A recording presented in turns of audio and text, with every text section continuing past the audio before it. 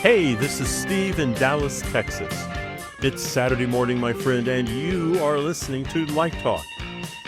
And this is Ellen on the tropical paradise of St. Bart's, and you are listening to Light Talk. Hey, this is Stan in Gainesville, Florida, where we are 3 years ahead of everybody else. And today we discuss taxes again, preparing for portfolio showcases, an angle on lighting, motorized track light, and are you insured? All on Light Talk. Well, my question is 3 years. 3 years ahead of what? I mean, in what respect? Of what everybody's screaming about in the rest of the country Insanity? and worried about. Okay, there you go. We've had 4 years of Ron DeSantis, so trust me, we are ahead of the rest. Okay, I just had to get clarification on that. This is David coming to you from the beautiful Belmont Shore neighborhood of Long Beach, California. And you don't already know, you are listening to Light Talk, and we are the Lumen Brothers and Sister. That's right, Ellen. Well, the four of us are together again. Yay. It's really good. Yay. It's like the end whole times. Family. Right. It's so sweet. I'm feeling all warm and fuzzy now. Oh, can I get a hug? Can I get a stuffed animal? Yeah, we have lots of stuffed animals. Welcome, everyone, to episode 418. Today, we have a lot to talk about, and actually, to tell you the truth, we're going to start off with some industry news. That's right, industry news. We have some important announcements. First of all, Roscoe has come out with a line of jelly beans. Well, there you go. Yes, I saw those online. They're adorable. They have anything better to do? No. Are they like come out with- Bastard Amber and Surprise Pink? There's a whole line of colors. It's awesome. It's It's really going to be cool. on every tech They don't table. have. They give them names or numbers. Okay. This week, there was the Hemsley internship celebration in New York City, and our friends Clifton and Mark headed off, and it was a huge success. So that was great, and congratulations to Clifton and Mark for that incredible program that they run there. They had this terrific shot of all the interns. It's beautiful to see all these young people getting into the business, especially under their guidance. That's great. And we also have some news. Stan has it about, he attended the 50th anniversary of ETC, Electronic Theater Controls? Why don't you tell us a little bit about that, Stan? Did they have jelly beans? Oh, let me tell you, the food. If you've ever been to an ETC event, you know the food, no expense is spared. But ETC it's having its 50th anniversary, half a century of that company, and they are celebrating themselves and their customers and their products and their people, putting their people first, actually, all around the world. And I was fortunate to be invited to the one here in Orlando, and I wasn't sure if everybody was going to be there. And everybody was there, including my rigging friend, Stu Schatz. I'll give a call out to Stu, who usually lives up in Wisconsin. Stu was down there. Bill Ellis from Candela Controls, folks. Even one of my former students who now works for Universal was there. Haven't seen him in 8 years. And the person I had the most warmest conversation with was Susan Foster. And apparently Susan is attending all of them, and I've never met her. We've been having some email correspondence about making a donation to the lighting museum that they have up there in the rigging building. And it was just, the food was fantastic. The people were great. It was just a great networking opportunity. Everybody's aging. Everybody's figuring out succession plans. And there were young people. And I got some cards of some young people and potential guests for Light Talk. And there's some other little secret Area 51 50th anniversary things that perhaps the Lumen Brothers and Sisters might collaborate on a creative endeavor around the 50th anniversary, and we'll be discussing that possibility. So I'm just putting that out there as a little tease. Ooh. Maybe we're going to create something together with them unique to celebrate their anniversary. That sounds really intriguing. There are also 3 other companies in the industry celebrating 50th anniversaries this year. One is a Danish lighting company called SGM that appears periodically at LDI. Another is AV Stumple, which is a screens and audiovisual company, and the parent company for Pixera, which is the media server that we use for the Battle of the Basque competition at LDI. And the third is a company called RTS, which does intercom systems. So there's a lot of companies that have reached that great milestone of longevity, 50 years. Let's get them all on Light Talk. I mean, come on. Yeah. I mean, we should. Yeah. I mean, that'd be awesome. Just 50 years, that's a big milestone in this industry that changes constantly. It started in people's garages. Some right? of them All do. of these companies. Yeah. Yeah. Well, that's. I haven't heard or been invited to any of their celebrations, but would love to participate. Well, they don't have to have a celebration for us to invite them. We don't have to be invited for. I mean, Stan, I know how much free food appeals to you, and you can be bought. That's what I'm getting with at. That's what I'm getting at. With a nice spread, you could be bought easily, okay? But I could be bought. Bought. Ritz crackers and cream cheese could satisfy me, but lobster rolls were pretty great. They had lobster rolls? In Orlando? They had no lobsters in Orlando. Little meatballs with faces and eyeballs. Oh, that's gross. Oh, that's and scary. these little teeny bottle. Pam was with me, and she stole these little bottles of Tabasco sauce that are about this big, like the size of your thumb, that say "Light Up." Light up. That's cute. Light it up. Cute. You also told me that they showed you a sneak preview of a couple of their products. You want to tell us what they have? Well, they do have a couple of new products, nothing earth-shattering, but one of them, I don't think it's that new, but I got a demo of it, and this fixture was it's the new variant of the Solar Theater that they call the Halcyon Silent, which is brighter and lighter in terms of weight, but they really made a point to show me a comparison between the original one and the new one. And essentially, the original has, of course, a white light LED engine, and it has traditional CMY color mixing. And then it has a color wheel. So when you want those deep saturated colors, you pop in the red or the deep green or the magenta or whatever. And the new variant has another set of color flags. So you have the CMY, the traditional, and then you have another set that allows you to mix pastels. And so all those colors that are sort of like in between really deep, rich colors and less saturated ones. Sometimes you can't quite, like you would pick from a gel book, right, that you can't really necessarily always get. And I was impressed by that. And then they said, let me show you this. In the old fixture, they dropped in the usual color wheel deep red. Okay, now it's very difficult to mix that deep red with a white light engine and CMY. But with the new variant, with the 6 flags, if you will, as opposed to 3 flags, the traditional CMY and the new pastel flags, he could mix a red that was just as deep as the single dichroic, which was impressive. And they're telling me that a lot of Broadway designers are really loving that because they can get colors that they were not able to mix from LED movers. But maybe other companies have already had it or have it similar. But of course, ETC was touting that yesterday. Well, that sounds pretty awesome. I'd like to see these lights.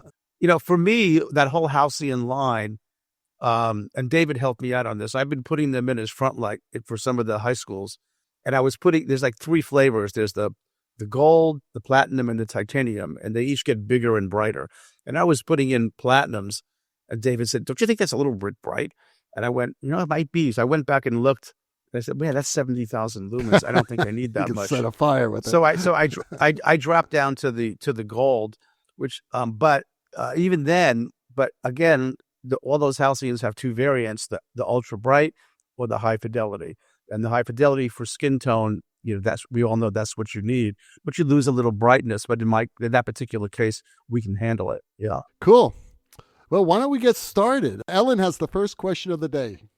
Okay, well, Barbara from Orlando asks, are the lighting angles we were taught in the 70s still applicable in today's zeitgeist? I'm going to ask you guys, but my initial impression is yes. Good backlight is still good backlight. Good key light is good key light. Good front light is good front light. I think you just have to learn how to use them and what you're trying to do on stage when you are using them, assuming that for a theatrical performance, you want to not only light the scenery, but have the actors stand out so that you can see their faces and everything. So what do you guys use for your favorite lighting angles and making sure you can see the actors? I have no favorite lighting angle. Okay. There are no favorite lighting angles. There are, I think the spirit of this question is, and Stan and Steve and I, who went through school in the 70s and 80s, were taught that the proper way to light an actor is with two 45-degree lights off to the side and up. And, it's the Stanley McCandless theory, right? He was. But let me just say, as a guy named Stanley, my full name is actually Stanley on my birth Stanley. certificate. Well, Stanley, that's good to know, Stanley. It is. But I only let my old friends call me Stanley. But just to say, yeah, I mean, just because I have a first name is Stanley, I also rejected that. And I'm going to say that question is like asking Michelangelo or a sculptor, what's your favorite chisel? I mean, all the chisels, all the brushes, and you don't want to limit that. And it's sort of like, it's an orchestra, and every instrument is just, whether it's the piccolo or the oboe or the kettle drums, you need them all. And the art is in you picking it, right? And so I don't think they have an era, right? I just don't think that. Well, there's no system. I mean, I think the problem is that they would say, okay, this is how you light somebody on stage. You have backlight, you have top light, you have side light, blah, blah, 45-degree, high side. You have your shin kickers, you have head highs, sometimes you will never use any of those. I've seen great designers light a show with like two lights. One light, maybe it could be at the box boom, at a low angle box boom, and the other one is a shin kicker from stage left, and you can have the most effective show. It depends on the moment. So I'd say do not limit yourself to any angle. One of my colleagues once said to me, we're doing some show, the student was lighting it, and I said, hey, let's put a moving light where nobody expects it to come from. I mean, that in of itself is sort of like, let's surprise them. There is no, it's like, whatever, you have to just live free. And once again, to promote my invention, the Drone Focus Deluxe, which no one has a prototype of, unless you have a Drone Focus Deluxe, you are limited to whatever the lighting positions are. That's right. Or where you can put a position, that's safe, and obviously, that's not going to hurt anybody. But you should never limit yourself to like, okay, it's got to be front light because someone said it needs to be front light. No, it could be anywhere. Well, I mean, two things. I think I have to defend Mr. McCandless. It is my understanding. This is the story that is told to me.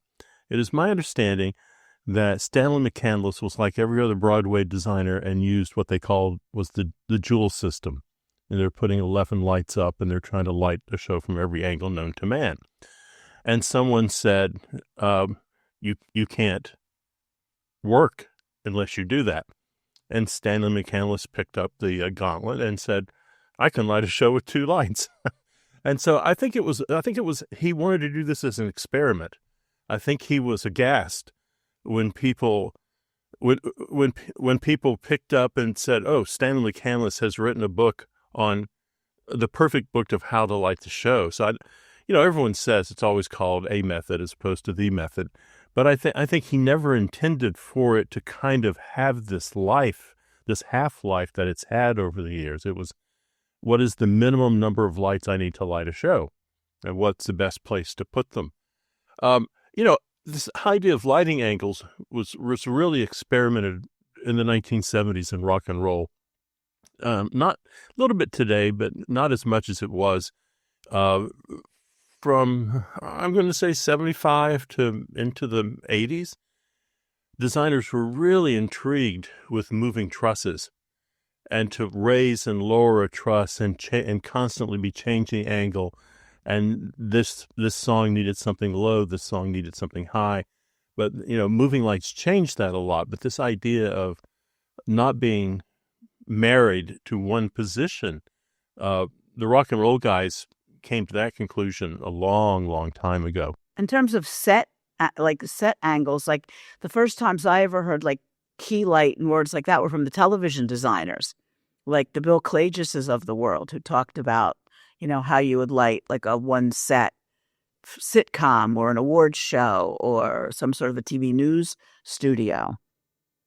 Well, we had Bob Barnhart on, and he named his company 22 Degrees because he concluded after he said many, many experiments, different faces, different bone structure of people, different cameras, that he found for a camera that 22 degrees or 22 and a half degrees, I think he said, was the vertically above horizontal to the performer, right, was ideal to light a face and eyes for the camera. And then he kind of repeats that horizontally with multiple fixtures regardless of what camera angle you get.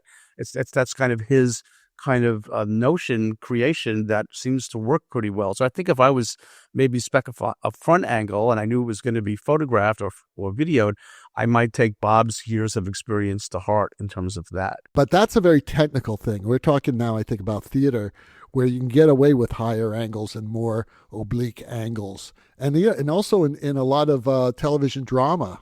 I mean, one of the things we were talking about last week, not on the show, but off the show, was how great that series Adolescence is. Adolescence. And, and I highly recommend it to all of our listeners. It is an amazing series. It's a 4-part series. Not only is it great writing, great acting, great direction, great choreography, but it's also great cinematography because every single episode is one shot.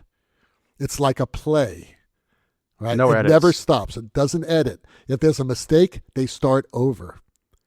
They do the whole 53 minutes thing again. Just amazing. But the cinematography is incredible. And you look at the lighting angles in there, and a lot of it's drone work. It's a drone camera, or a camera that's hooked onto a drone or taken off a drone. It's pretty unbelievable, the choreography of not only the actors, but of the camera. It's just amazing. That being said, it's terrific. But the angles, the lighting angles, are all over the place. And I think that's the freedom of being a lighting designer nowadays, is that you can get away with that because the zeitgeist, which was mentioned in the question, seems to be now totally different than it was in the 70s. Well, Stan, you happen to have the next question. I do, and it's Warren in Minneapolis. And he says, I'm looking for some motorized track lights that can be controlled from my phone. Any suggestions? And you know what? You wouldn't think that there would be such a thing, but actually there is such a thing. And the company that I know of that I use is called Remote Controlled Lighting, RCL. And they make the DX1, DX2, the DX series of motorized track light. And they pan and they tilt and they zoom and they dim. And so I was working on a banquet hall, and they never knew where the stage was going to be or the tables are going to get reset. And they needed some fixtures that were able to be focused in on a podium or whatever that might be. And I started hunting around, talking to friends, and we found RCLs. And you can mount them. I think they're British. They might be covered by somebody here in the States. But if you go to Remote Controlled Lighting, you'll find them. There's I think 5 or 6 different flavors and different attachments. And yes, you can control it from, I don't know about a phone, but they do have an iPad app. You can control it with DMX. You can control it with Dolly. You can control it with 0 to 10. And they also have a remote control. And then I think you can even set cues. And then you can trigger it, and they all move to where you need them. And they just look like regular track light.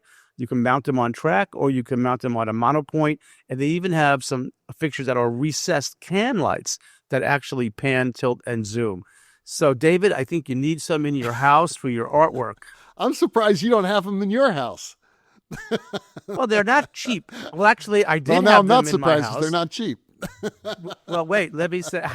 Well, when I was specifying them, this was for the project was the Jewish Federation of Sarasota, in their conference room, and I had never used them. They were recommended to me from my friend Scott Rosenfeld, who has them at the Smithsonian, and they sent me down a whole bunch of them. And the remote control, I had them here in my studio, and I used them. I kicked the tires on them. They were terrific.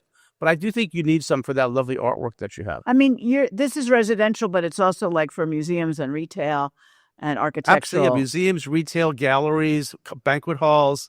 Yeah, a very, very nice fixture. Definitely smart for very, very- retail because, getting a ladder up there to change the, if you have a yeah, mannequin. just Google RCL lighting and you'll see it right away. Well, save in a gallery, because if you're going to change the paintings around and they're not the same size or they're not in the same place every time, and you can just do that, it would be great. Jonathan from Maryland asks, I listened to last week's episode, which proved timely considering our taxes are due next week, and am confused between if I should file as an employee or a sole proprietor. It was my understanding that most of us are the latter. Well, Jonathan, you are correct. Most designers who start in this business of entertainment lighting design are usually hired as sole proprietors or independent contractors. And there's a big difference, especially when it comes to taxes and other things too we're going to be talking about later when it comes to insurance, that protect or may not protect you whether you're a sole proprietor or an employee. Okay, first of all, my family did a great job in explaining what it means to be an employee and how taxes work for an employee. However, I think that we should just go over briefly what it's like to file taxes as a sole proprietor or independent contractor. They're basically the same thing. The big difference, and to understand, is that when you're an employee, you are basically working for the employer who could run the theater company, the business, whatever it may be, right? And that employer is responsible to pay you in a very certain way. And you would file your taxes in a very certain way.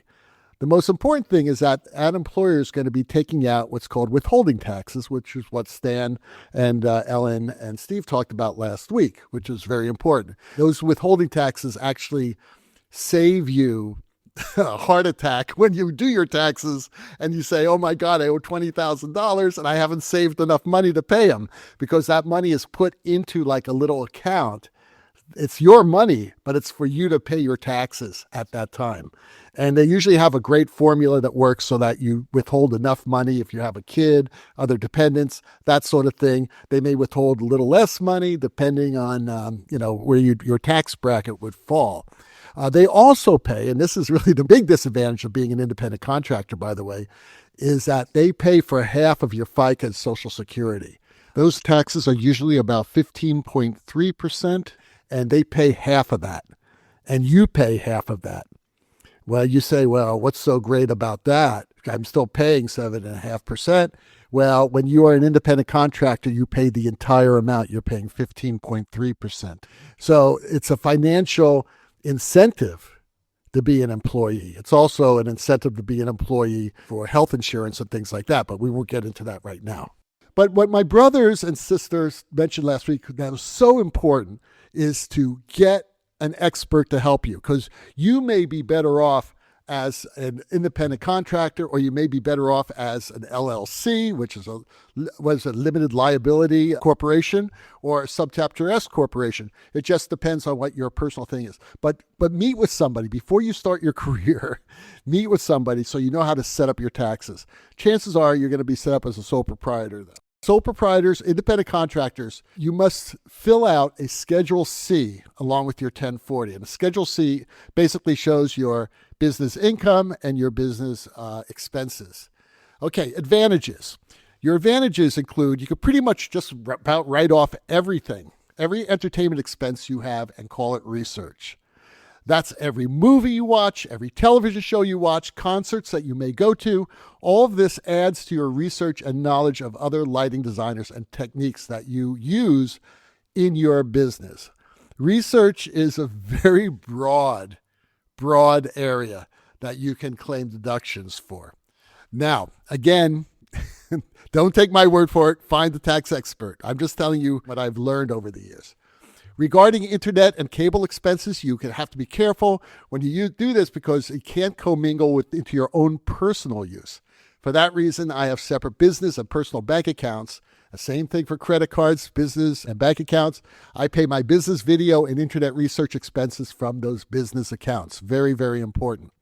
You can also depreciate business equipment you purchase, like computers, software, printers, video monitors, sound equipment, even your home office, your iPad, your iPhone, again, anything that you use in your business. For instance, I use my computer, multiple iPads, and an iPhone when I light a show and have photographs showing me using them in the theater.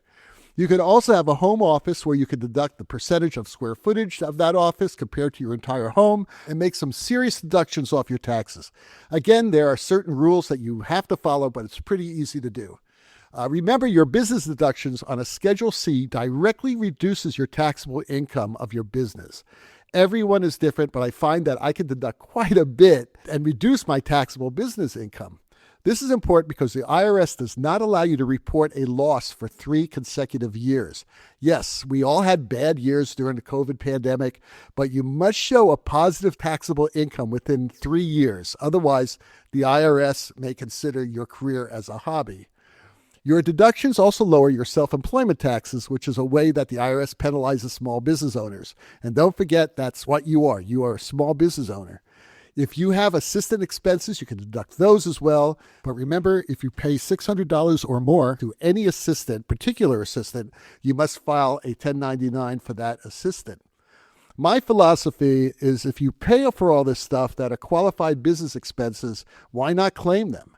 Even if your account only wants you to deduct a percentage of the business use, it's still worth it. Disadvantages include that, as I said earlier, instead of paying only 7.6%, you're paying 15.3% in FICA.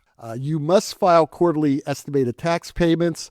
This is to protect you from having a huge tax bill at the end of the year. Plus, if you underpay them, there is a penalty. If you get a big unexpected job at the end of the year, make sure you add a lot more money to your final estimated tax payment. And most importantly, as I said before, and as my family has said before, make sure that you consult a qualified entertainment accountant. That's where I differ from my brothers and sisters. You can't just hire a CPA who deals with like hamburger stands and things like that. You need to find someone who specializes in entertainment because they understand our business and they understand what works and what doesn't work with the IRS when it comes to our business. Like I said, he may or she may say, well, you don't want to be a sole proprietor, you want to be a subchapter S. In your situation, again, everyone is different. Well, you are listening to Light Talk with the Lumen Brothers, and this week, Light Talk is sponsored by Pet Sweat of Japan and 7-Eleven, unveiling late night gourmet wonders. It's 2 a.m., the show's wrapped up, the truck's packed. You're a stagehand. Your life is a blur of lights, cables, and no weekends. And tonight, you got no romance either. And you are feeling peckish. But don't worry, Pet Sweat of Japan in all its late-night wisdom has teamed up with 7-Eleven to bring you 3 glorious and borderline genius menu items. Welcome to the Hungry Crew menu. You roll up to 7-Eleven, those neon lights promising something unique. And there it is, a new display. You see 3 items that could only come from the minds of Pet Sweat. And you know what? You're curious. You're starving. You reach for one of these weird, wonderful, utterly random late-night wonders. Let's start with squid on a stick. It's exactly what it sounds like. Squid on a stick. It's a Japanese carnival treat, but you're not at the carnival. Nope, you're just trying to survive a 14-hour day of lifting, pushing, and hanging lights. You can see the squid tentacles waiting for you, beckoning you to indulge in their chewy, briny glory. You can almost hear the ocean. But mostly it's just chewy. Perfect for that 2-hour drive home. Squid on a stick when you need a snack that fights back. Moving on, we have box turtle for 2. Are you alone? Too bad. Reach for box turtle for 2. After that first bite, you know probably you're going to eat it all by yourself. Don't ask questions. Just appreciate the strange beauty of this reptilian-inspired delight. Is it a box? Is it a turtle? Is it baby Gamera? Who cares? It's something you will definitely remember. Maybe you just need something that says, I've worked hard today and I deserve this crazy treat. It's quirky, it's curious, it's a walk on the wild side, and it's 2 servings. Eat up, my friend. You're the only one in the car. And then you see it. Your favorite. Unbelievable. It hasn't been offered for 5 years in the States. Your mouth waters and your eyes glaze over. Perfection. It's the big bowl of syrup. Let's be clear. It's a big bowl of syrup. Not pancakes, not waffles, just syrup. By the bowl. Is this breakfast? Is this dessert? Is it some kind of therapy? You can't say, but you can say, it's glorious. And hey, if you're not up for a full bowl, you can get it in a cup.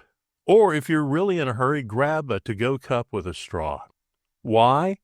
Because we know you've been a little reckless before, chugging Mrs. Butterworth straight from the bottle in the privacy of your own kitchen, in your underwear. But this, oh no, my friend, this is the good stuff. Fancy, imported, life-changing goodness. Life choices, people. So there you are, walking out of 7-Eleven, tired, but tummy full, questioning everything about your choices, and yet these are the late-night treats that are going to fuel you for your next gig. Whether you're craving squid, turtle, or pure liquid sugar, Pet Sweat of Japan and 7-Eleven are making snacks that make you wonder, what did I just eat? And make you kind of grateful you did. Pet Sweat of Japan, always something good in the kitchen. Oh, by the way, don't forget to grab a 6-pack of cow piss. I like mine warm. You stunned.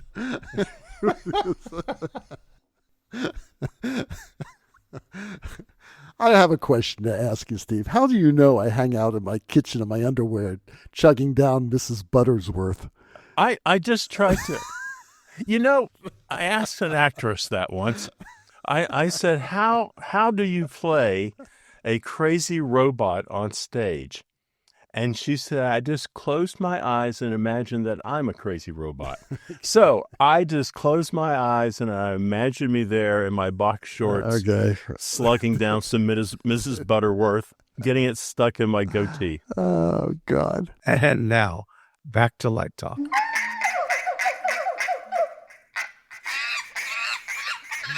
Well, the sound of those iguanas, ducks, and monkeys bouncing around Light Talk Central means that once again it's time for Let's Talk About. And today's Let's Talk About is all about staying safe in the theater. What happens when the shit hits the fan? Oh my God. Am I insured? I hope so. That would be a horrible moment. Yes, I guess it depends on the side of the fan you're on, but that could be just a really life-changing moment. What, you mean shit hitting an actual shit? Yes. Okay. Yes. Well, I'm talking about what happens with accidents.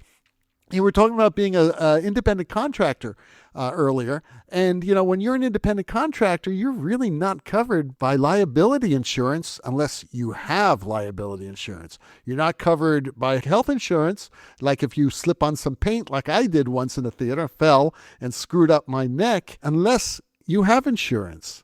What options does somebody have when they're working in the theater as an independent contractor to protect themselves both for health issues and accidents or for liability? Stan, you seem to be the expert when it comes to insurance. Why don't you give us at least more expert than the other three of us? I don't know if I'm an expert. You know more than we do. but you have two things you're talking about there: health insurance and sort of liabilities. So on the health insurance side, back in the day, I'm just thinking back when I was a kid, climbing scaffold at Lincoln Center in the rain with lightning, doing stupid stuff. I don't know what would have happened to me when I was freelancing. Probably back then the hospitals would have just taken care of me, sent me a bill, and if I didn't pay it, they would have written it off. Things are different these days. If you're over 65, you have Medicare A, and if you're getting Social Security, you have Medicare B. If you're under 65 and you're freelancing and you're not an employee, in some states there is there's safety. You can buy on the open market, which is pretty expensive. In some states, a lot of the programs through the Affordable Care Act are subsidized, so you can get reasonable insurance. And if you're really struggling, like you're truly a starving artist, like in New York, you can get Medicaid. I have a relative who has no income and no savings, and they're fully covered on Medicaid and Empire Blue Cross because there's no money. So they were able to get coverage. Now, in other states like Texas and Florida that did not take the Medicaid reimbursement from the federal government, then it's more difficult. So it does in California. It's probably more like New York. Nobody in California. Medi-Cal in California. Yeah, Medi-Cal. right. I'm sure there's. So in states that were more receptive to this, getting everybody covered, I think you can do better. So that's health insurance, but you got to have some form of health insurance if you're not an employee, or you can just roll the dice. And if you get hurt, most hospitals will take you in. But the first thing they ask for when you walk in the emergency room is fill out this form. Show me your insurance card. And if you don't have anything, some will treat you anyway. They're under like a university hospital will treat you, and then they'll try and collect the money. Other hospitals, private sector, they could just say, sorry, you're out of luck. Liability is another story. It depends. Everybody should have, and David and I talked about this a lot, should have general liability, right? That's basic coverage. If you do damage to somebody else's property or somebody does damages to your property, you've got some coverage, right? That's important. And that's not very expensive. That's a few $100s a year, and everybody ought to grab it. If you are designing, or we've had this conversation before, just because you put a disclaimer on your light plot doesn't protect you from a lawsuit. So you can still get named, and then you will have to defend yourself, or your insurance company will have to defend yourself. And if you're found liable, I carry professional liability insurance, which cost me, I got it down from $2,500 a year to about $1,200 a year, and it's $3 million per occurrence. And the problem with professional liability insurance is you don't necessarily get it because you walk in with the checkbook and say you want to buy it. You have to sort of prove that you've been working in this industry long enough. You have training, you have credentials in it, and that's what you said. When I said at my LLC, I just couldn't get hired without it. The architects and the clients that we work for would not hire us without that. And it's a burden every year to make sure I make that payment. And so we have both general liability and professional. I don't know what a freelance lighting designer, whether you need to carry professional liability. David, Steve, do you know? Well, in some cases, I get hired for some gigs, and they say you have to have $2 million or $1 million of liability insurance. Oh, okay. But I have that, and it's very inexpensive. General or professional? Professional. Professional liability insurance. Yeah, that's like an architect or an engineer carries. It means that if I put a light in a certain place, I can't be sued for that light falling, or I could be sued. You could be sued, but you'd be covered. They'll protect me for $1 million, and that's why they do that. They demand that so that they don't have to do. It all started actually with Disney when I was a consultant for Disney. Right. I had to carry back then. That was a long time ago. That was $1 million. Now it's probably $5 or $10 million. It's the base is 3 now. It's 3. Okay, so maybe it's 3. Who knows? But those are really good suggestions, and the whole health insurance thing, because who knows what's going to happen with Medicaid. Well, part of that is we're not training students into, if we circle all the way back to your thing about being a small business owner, we're just simply not training them, or they're afraid. They just don't have the money to spend. They just don't know what to do.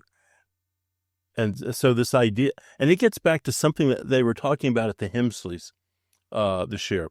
And that idea was, you as a young designer coming up in the industry need to know your value and not undersell yourself all the time. True. Because you think by being cheap, it's a good thing. No, it's not a good thing. It's not a good thing, because you won't survive long enough to get to the paying jobs that you think will be coming your way. You'll just be struggling. Yeah, I used to ask and even now when I'm hiring some people right now part-time, because I'm drowning in work.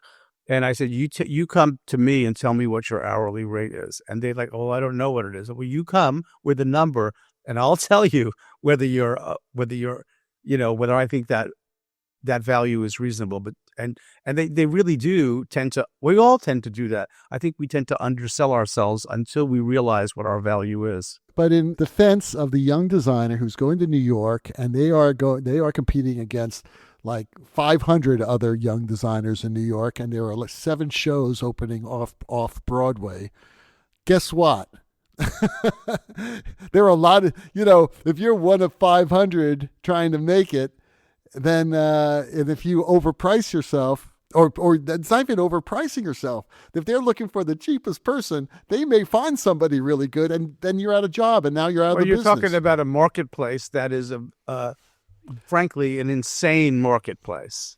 But it's not a rational marketplace. Even look at cities where they have a lot of regional theaters, and you have a lot of young line designers, many of them very good, trying to break into the business, and they may not even be connected with the director.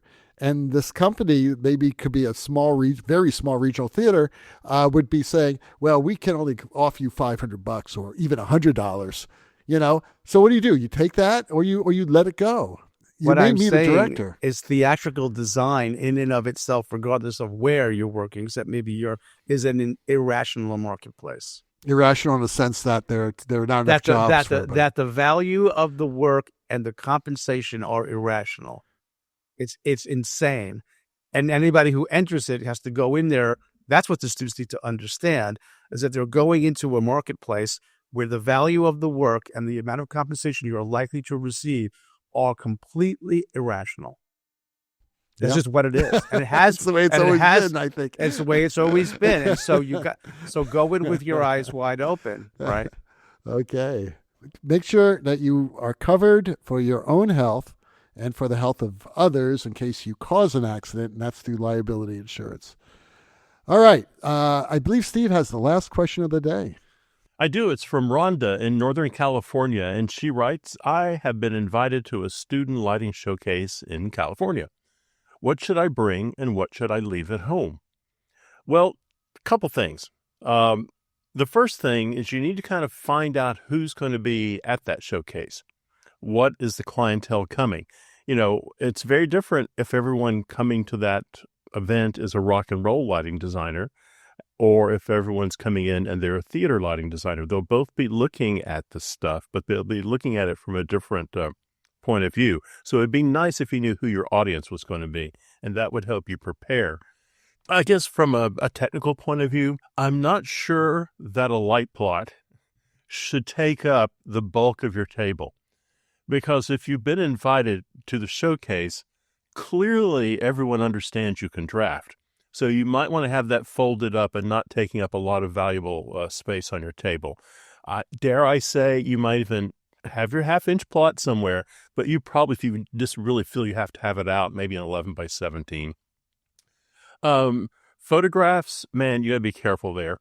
Nothing out of focus, nothing pixelated. And I would say, if you're still in college, you should go to your mentor and lay out the 8 or 9 photographs you want to show and say, what do you think of these? And just because you like it doesn't mean anyone else likes it. The problem when we look at a photograph, we remember what it was like. We remember the person in the front row gasping when the light cue happened. We remember the swell of the music. The photograph either stands by itself or it doesn't. So be careful. Have someone who is not married to your photographs look at them. They may look at them and say they're all wonderful, and you're the better off. I would say the photographs that you do show from just a practical point of view, and I'll let David, who's been doing a lot of these, and Stan jump in here. I think the photographs, I would almost go with a semi-gloss finish. I don't think I would go with a matte finish, which a lot of people like. But same thing with the high gloss. It depends on where your table is and what light is hitting it. So it could be feast or famine, depending on how the lights are interacting with your display. What are a few things you guys always recommend? You're talking about bringing like an analog display of your work. Do a lot of people just do digital displays now? Yeah, they do. I assume, Steve, that she's going to the UCLA showcase, right? I would guess. I mean, I Okay, don't know. because I've been doing the UCLA showcase for about 20 years. I've been going to it, and everybody's there. There are film art directors, there are film cinematographers, there are a lot of stage designers there. It's actually larger than most showcases in this country. It's huge. They have a huge event. They invite every industry professional just about in the LA area, including me. If they invite me, they're inviting everybody, okay? So it is a huge event. And I must say that what attracts me, and I'm mostly a theater live entertainment designer, what attracts me are interesting displays. I agree with Steve. No one wants to see your damn light plot, okay? What attracts me are moving images. So I don't want to see any photos either. As a matter of fact, I want to see things in 3D if possible. But if you don't have 3D, make sure you have a very interesting thing to talk about. Because when I talk to a young artist, I really not that interested in what they've done. I'm interested in what they're thinking. Because I want to know where the future is going. Right? I want to know where we're at right now, what the future. I don't want to know the past. 3 years ago, I did an Uncle Vanya, and here it is. Who cares? Right? I want to know how you feel about Uncle Vanya. All right. And if it's still relevant today and how it's relevant. So I would do something interesting. Show something interesting. Don't show photos. Don't show a damn puppet. I don't care what it is. But I remember there was this one guy last year at UCLA that did this series of videos. And it really wasn't theater. It was more cinema. But it was this moving actress with all these lights that were chasing around her. And she was going to he was using AI. I mean, this guy really understood the technology. He was using AI, and this woman was morphing into these other beings. It was so interesting. I think he was from Cal Arts. I'm not too sure. It's either Cal Arts or UCLA. And I spoke to him for about 20, 30 minutes. Now, you're still going to have people there that's showing their costume designs and stuff like that. That's okay. I'm really not that interested. I'm more interested in something that's new. So stay away from light plots. I agree with Steve. Have it someplace in case you have someone who says, I'm looking for an assistant. I need to know if you can draft. Okay, here it is. Boom. There it is right there. So that's my advice. Well, I have another question. Should I show my entire range of work? Theater, dance, opera, music, film, cinematography, video games, or do I want to concentrate on one thing? Well, it depends on what you want to do. I mean, if you want to do all those things, then I say show all those things. If you I've done it, but I'm not that interested in it anymore. Again, you're going to impress people by connecting with them. And this is your chance for a one-on-one connection.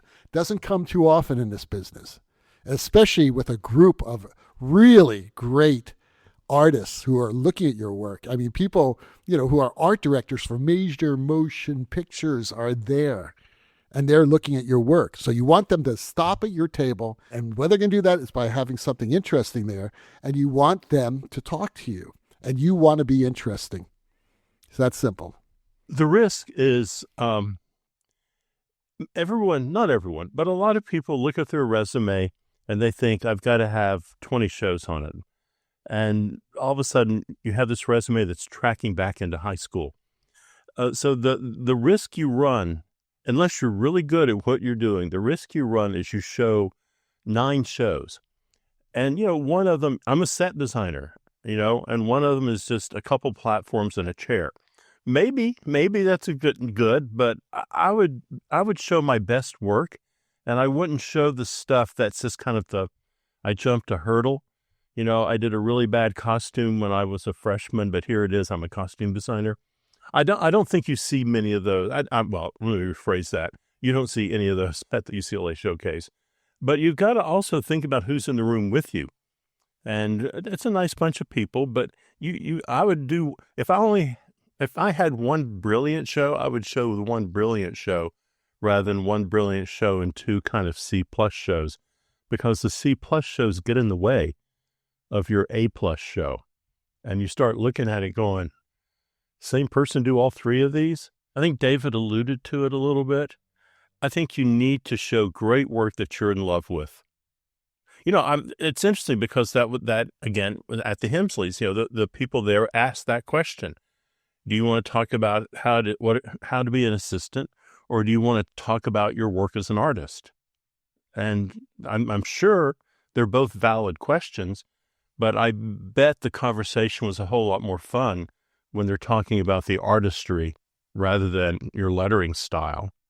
I don't disagree with anything that anybody said, but one point that David made that I think is really important about understanding how someone thinks. And I'm in the market. I'm hiring people now, believe it or not. I'm sort of looking for two things, and whether it's art or technology or management or just a good employee, I do want to know how they think. And it's like, so the tasks I'm giving them are tests in a way. And I do want to know that they are getting things done. And I don't know if you can get that from going to but I think talking about what you did, like David said, and what you did, why you did it, the story behind it, that's going to tell me a lot about who you are. The like plot, if you're at that level and you're going to a showcase like that, yes, you should be able to draft. Okay. Well, Rhonda, good luck. David will see you there. Yeah, I will see you there. And please send me your last name because I will make it a point that I will see you. Okay?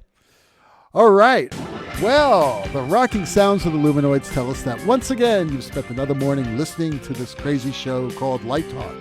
You can hear our show on just about every podcast site out there. Check out our website at lighttalk.org and be sure to follow us on Facebook. And don't forget to subscribe to our podcast. That way you will not miss a second of Light Talk insanity. No guarantee is offered regarding the accuracy of any statements or opinions made on this podcast. However, if you decide to litigate us or tax us, whatever it might be, the Snoot Group and the legal team of Watson, Leitner, and Beam will defend us until our retirement funds are depleted. Light Talk is written and produced by the Lumen Brothers and Sister, coming to you from Long Beach, Gainesville, St. Bart's, and the Republic of Texas. And be sure to join us next week when we talk about more lighting shenanigans and serve you more of our casserole of crazy nonsense. Light Talk, broadcasting questionable Lumen knowledge and humor around the world. So we'll see you all next Saturday morning. Bye-bye from Light Talk. Hey, pass me those jelly beans. Bye-bye.